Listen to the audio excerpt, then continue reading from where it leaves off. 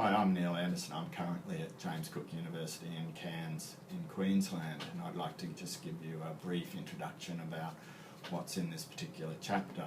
But first I'd like to relate an incident that happened some time ago when we were doing research in this area, and I spoke to a journalist about the issues of students in higher level subjects in digital technologies in secondary school being underrepresented by females, and then consequently less female students going into digital technology careers and the courses at university level, and in those jobs themselves females being underrepresented. And then we woke up the next morning, there's the headline in the newspaper, JCU study shows girls hate computers. Of course we didn't say anything like that, and then we got lots of letters from the editor from girls at various primary schools and secondary schools saying, we don't hate computers, what are you talking about, you know, this study's wrong.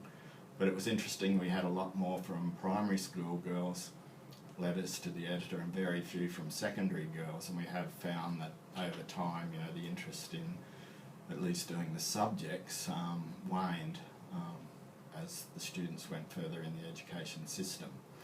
But it's certainly more complex than whether someone just likes a computer or doesn't like a computer, whether they're willing to engage throughout their school career in subjects associated with digital technologies.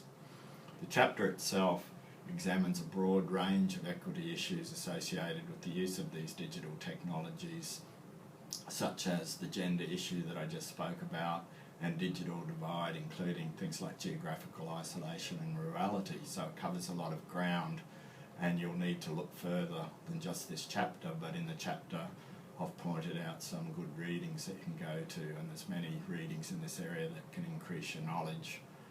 Equity issues have been a very important consideration in educational use from the outset, although earlier the discussion was just about such and such a school or a community didn't have much access to computers and another school did.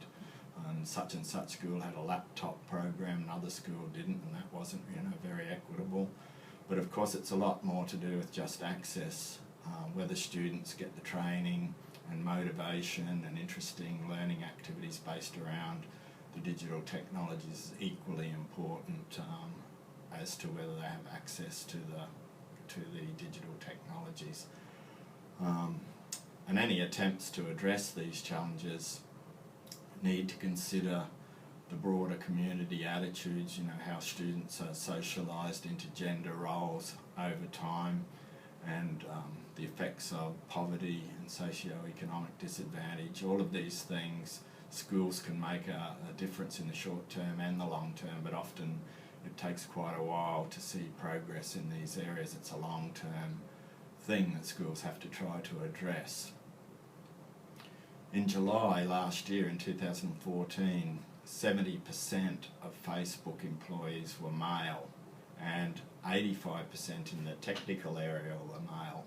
When this was pointed out to Facebook, they were very concerned about it, and they've introduced quite a few programs to try to address this because they want a diversified workforce.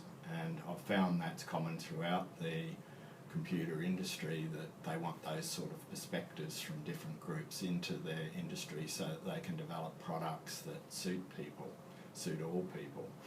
But when we did research on attitudes on university students across Australian universities, we had quite a lot of people that didn't really see it that way. For example, here's a direct quote from one of the students.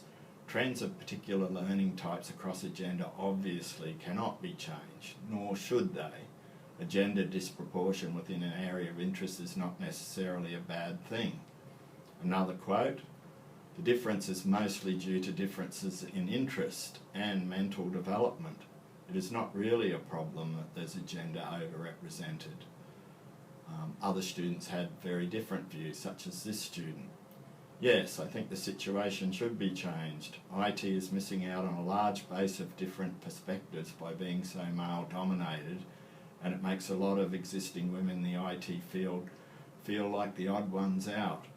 We did find that too in our research in schools, that sometimes it was off-putting for female students to go into subjects in the last years of secondary school if they were dominated by males.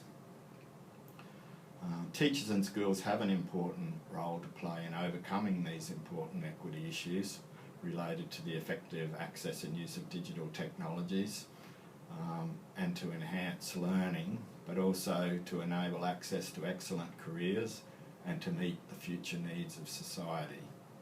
I hope the chapter's very interesting, and I would recommend that you go further and do as much reading as possible in this area.